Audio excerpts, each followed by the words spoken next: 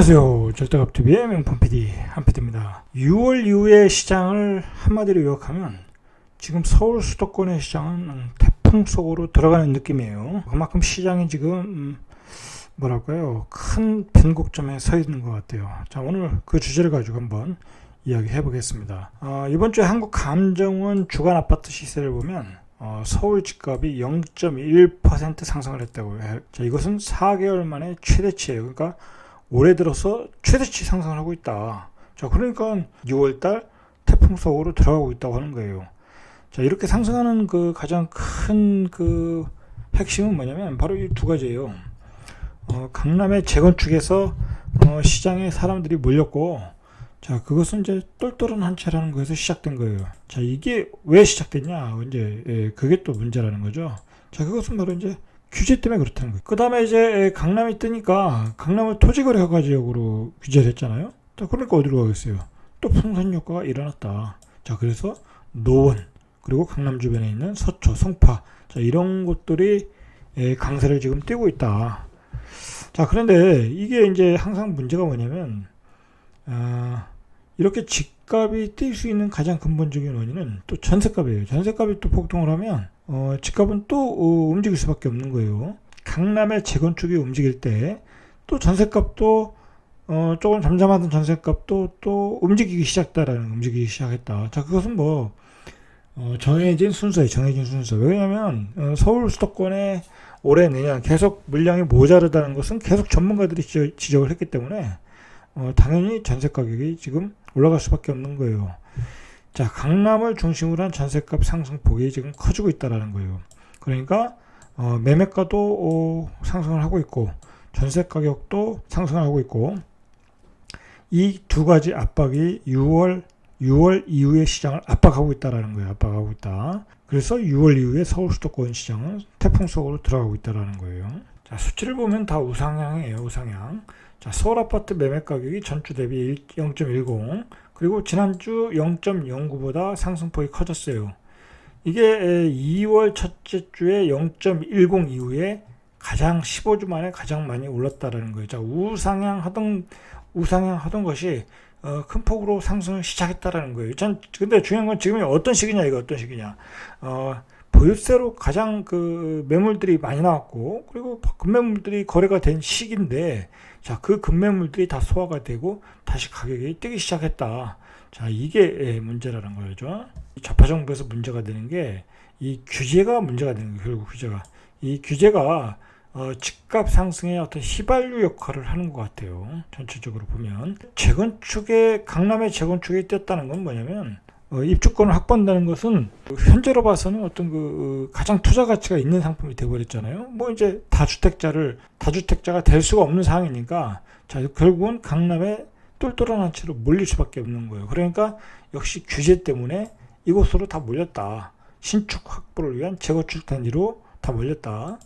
그리고 결국은 똘똘한 한 채, 강남의 고가 아파트로 계속 몰리고 있다라는 거. 이것도 역시 규제라는 거, 규제. 자, 노원구의 풍선 효과. 자, 이것도 토지거래 허가 지역이라는 것을 강남 재건축의 규제를 때리니까 결국은 풍선 효과가 나왔다라는 거예요. 자, 이 노원구가 지금 서울 25개 자치구 중 가장 많이 상승을 했다고 그래요. 상승률이 무려 0.21%. 2년 8개월 만에 가장 상승세가 가파르다. 노원구는 작년에도 많이 올랐고 그 전에도 많이 올랐어요. 엄청 올랐어요. 자, 엄청 올랐는데 또 오른다. 또 오른다. 자, 이거 또 오른다. 이거 버블이지 뭐겠습니까, 이게. 결국은 강남 재건축과 노원구가 문제가 아니라, 자, 이게 확산일로 번지고 있다는 거, 번지고 있다. 자, 그래서 서초구 집값도 0.20%로 많이 뛰었고, 자, 서초구에는 뭐가 있냐면 반포가 있잖아요. 그리고 방배동 재건축 단지가 몰려 있어요. 서초동도. 자, 그러니까 서초동의 고가 아파트 중심으로 가격이 확산되고 있다. 자, 이게 또 어디로 가겠습니까? 결국은 여의도의 재건축으로 가겠죠. 여의도의 재건축도 0.01%. 자, 이게 또 어디로 가겠어요? 그 옆에 동네 목동으로 가겠죠. 목동에 있는 양천구 0.12%. 자, 이렇게 확산을 하고 있다라는 거예요. 자, 그러니까 서울시 전체가 큰 폭으로 지금 오르고 있다. 이게 문제라는 거예요. 자, 그럼 서울만 오르고 있느냐? 뭐 벌써 몇 개월 전에 서울은 많이 올랐기 때문에, 자, 그게 이제 수도권으로 외곽으로 확산하고 있었어요. 자, 그런데 그 수도권도 계속 덩달아서 오르고 있다. 자, 이게 이 좌파 정부에서 가장 공들인 지역이 또 수도권이에요. 그 수도권에 가장 그 많은 개발 인프라, 교통 인프라들이 지금 개발되고 있지 않습니까? 자, 그 개발 호재를 가지고 수도권이 오르고 있다. 그래서 교통 호재가 있는 지역에 아파트들의 상승폭이 커지고 있다. 특히 그 4차 철도망 계획이 발표했지 않습니까? 자, 이런 지역들 중심으로 이제 아파트 가격이 많이 오르고 있어요. 자, 시흥시가 요즘 많이 올랐어요. 0.86, 안산시가 0.70, 자, 의왕시가 0.69. 자, 이렇게 이번 주에 들어서 급격한 상승을 계속 보여주고 있는 거예요. 오산도 많이 올랐어요. 0.69. 자, 인천도 과열 구간이라고 그래요. 이번 주에 0.47%, 자, 부평은 0.52, 미추홀 0.51, 연수구 0.49.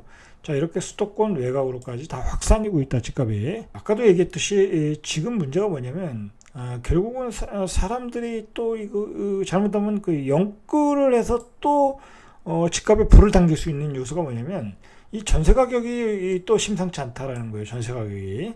자, 서울의 전세 가격은 0.03, 비교적 괜찮아요. 지난주와 동일했어요. 자, 그런데 현재 실제로 그 현장에서는 또 이런 그 수치와는 달리 강남 지역을 중심으로 전세 시장이 다시 불안해지고 있다고 그래요. 자, 그건 뒤에서 보면 돼요. 자, 그 다음에 아파트 신축 입주 물량 또 감소로 전세 공급이 또 부족하죠. 자, 그리고 요즘은 신축 아파트 지면 실입주 조건이 있기 때문에 뭐 물론 이제 그 몇 년 뒤의 이야기지만, 자, 실입주 신축 물량이 전세로 나오는 비율이 작아질 가능성이 높아요. 자, 그러니까 전세 공급이 제대로 되질 않겠죠. 이게 다 규제의 문제라는 거예요. 규제 문제. 자, 이 강남의 전세 가격이 뛰고 있는 것은 이 재건축 단지에 이주가 시작되는 단지가 많아요. 큰 단지들이 많아요. 자, 그래서 일부 지역에서는 일단 매물을 잡고 보자, 뭐 이러한 또 상황도 벌어지고 있다고 그래요. 자, 전세시장도, 서울의 전세시장도 심상치 않다. 항상 우리나라는 강남이 문제가 되면 이게 다 확산이 되더라고요. 자, 강남이 6월부터 재건축 반포 주공 1단지가 2,120가구 정도 이주가 시작되고, 자, 그래서 서초구가 지난주에 0.04%에서 이번 주에 0.07%로 상승폭이 확대되었다고 그래요. 그리고 이제 학군 수요가 방학 때 되니까 이제 여름 방학 때 이제 다가오니까 또 강남구도 0.01%, 송파구도 0.02% 상승. 강남의 전셋값도 움직이기 시작했다라는 거예요. 자, 강북의 전셋값 가격도 올라가고 있다고 그래요. 자, 중저가 단지가 밀집되어 있는 강북 일부 외곽 지역에서도 전세 가격이 들썩이고 있다. 노원구가 0.10, 성북구가 0.06, 강북구가 0.05. 자, 전반적으로 강남이든 강북이든 전세 가격이 다 올라가고 있다. 자, 그래서 최근에 나오는 그 전문가들의 글과 블로거, 뭐 유튜브 전체적으로 6월 이후에 서울 수도권의 시장이 조금 심상치 않다. 자, 그런 그 이야기들을 많이 하고 있어요. 신문에서도 마찬가지고. 자, 다주택자들의 보유세 중과를 때렸는데, 자, 문제는 뭐냐면 이게 오히려 아파트 매물이 줄어들겠죠. 뭐 70%, 80%, 70% 이상을 내고 집을 팔 사람은 없어요. 그냥 들고 있지. 자, 그러니까 거래를 포기하니까 이미 나온 매물들은 이제 걷어들이는 거예요. 중과세 때리니까 6월 이후에. 자, 매물은 줄고 호가는 상승하고 전세 가격은 오르고 집값이 올라갈 어떤 그 모든 조건을 갖춰놨어요, 시장이. 이게 뭐겠습니까? 다 규제 때문에 그런 거니까, 규제 때문에. 자, 만약에 여기서 제가 매번 강조하지만 여기서 지금도 집값이 버블이 깨어 있는데 여기서 또 집값이 더 오른다는 것은 버블로 가고 있는 거예요. 버블. 자, 버블을 가기 위한 모든 조건을 갖추고 있어요. 지금 시장이. 지금 서울 수도권 시장이 여기서 더 오른다는 게 이게 가격적으로도 뭐 감당하기 어려운 가격이 될 수가 있어요. 자, 결국은 이제 우리가 규제가 버블을 촉진하고 있어요. 규제가. 자, 똘똘한 한 채. 이거 다 뭐겠습니까? 다주택자로 가면 적폐다. 다주택자를 막은 결과가 똘똘한 한 채가 됐고, 자, 결국은 재건축 시장을 막으니까 신축이 선호도가 높아졌죠. 자, 결국은 신축의 선호도가 높아지니까 사람들이 똘똘한 재건축으로 가고 있는 거예요. 좌파 정부 내내 서울 수도권을 집중적으로 개발했어요. 이곳에 모든 신도시를 만들고 모든 교통 인프라 예산을 집중하고 있어요. 자, 그러니까 서울 수도권이 올라갈 수밖에 없죠. 국토 균형 발전이 안 됐다라는 거예요. 자, 그리고 중과세를 때리니까 유통 물량이 시장의 유통 물량이 나오질 않죠. 자, 그러니까 결국은 매매가가 올라가고 호가가 올라가는 거예요. 자, 현재 시장의 유통 물량이 부족하다. 자, 미래의 공급 물량은 아무 의미가 없어요. 뭐 5년 뒤에, 7년 뒤에, 8년 뒤에 뭐 200만 가구 때리는 게 뭔 의미가 있겠냐고 지금.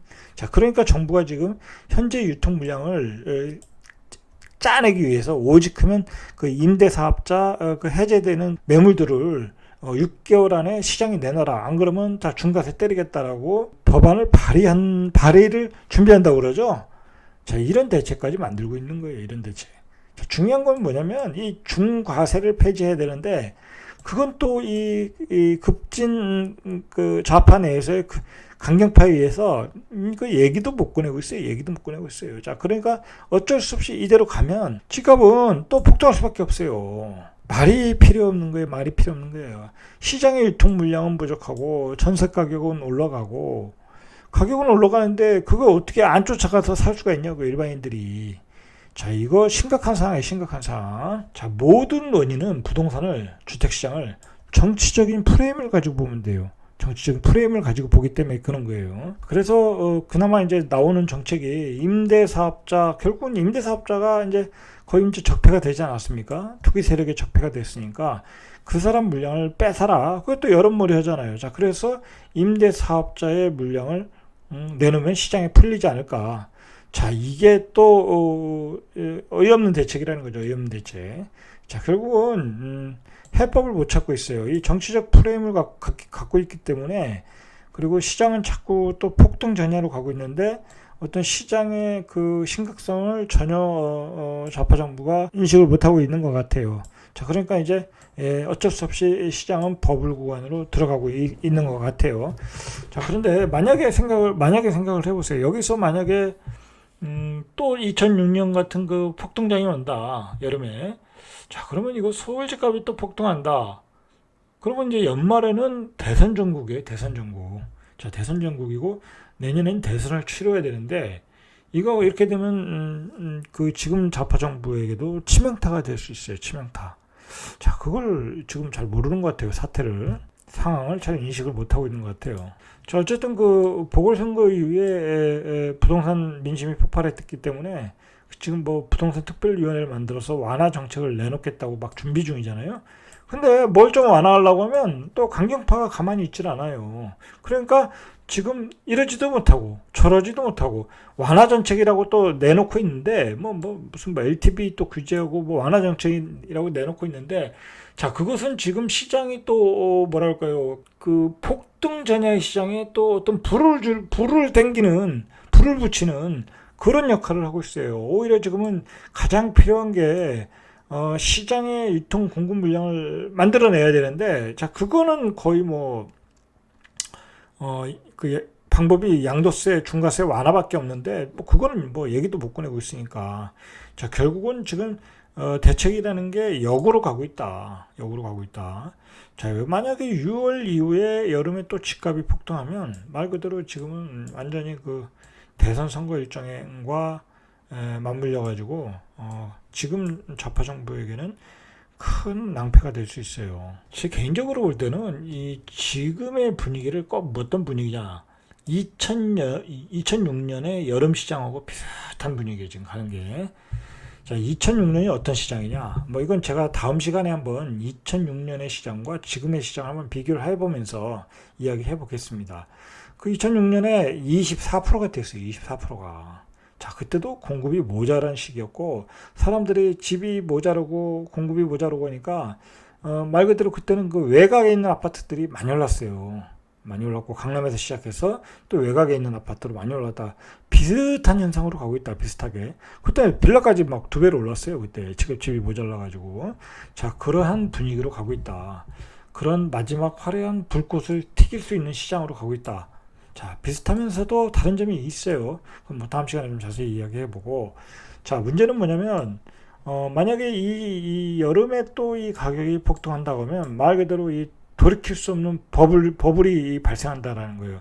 그러니까 지금 뭐 정책을 만드는 그 입안자 입장, 뭐 국토부나 지금 정부 입장에서는 대책을 좀 세워야 돼요. 심각한 상황이다, 심각한 상황. 정부는 앞으로 뭐 공급도 하고, 뭐 이렇게 규제도 하고, 세금도 때리는데 뭐 집값은 안 오른다. 뭐 그리고 뭐 공급도 풍부하다 뭐 이제 그러면서 이제 통계를 내놓잖아요. 뭐 원룸 오피스텔까지 포함해서 자 그런 게 아무 의미가 없어요. 뭐 그런 거로 심리를 잠재우면 된다. 2030의 심리를 잠재우면 된다. 사전 예약을 통해서 사전 청약 제도라는 걸 통해서 2030의 어떤 심리를 잠재우면 된다. 그거 안 통한다니까요. 통할 수가 없어요.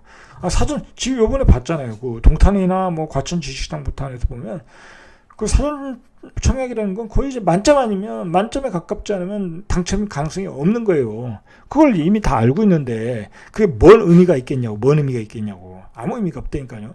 정부가 내놓는 정책은 이제 신뢰를 잃었어요. 신뢰를 잃었기 때문에 정부가 할 일은 뭐냐면 바로 이 시장의 유통 물량을 불어넣어줘야 된다. 그거 아니면 지금 6월 이후에 서울 수도권 시장은 막을 재간이 없다라는 거 막을. 자, 오늘은 여기까지 이상 절대값TV의 명품 PD 한 PD였습니다.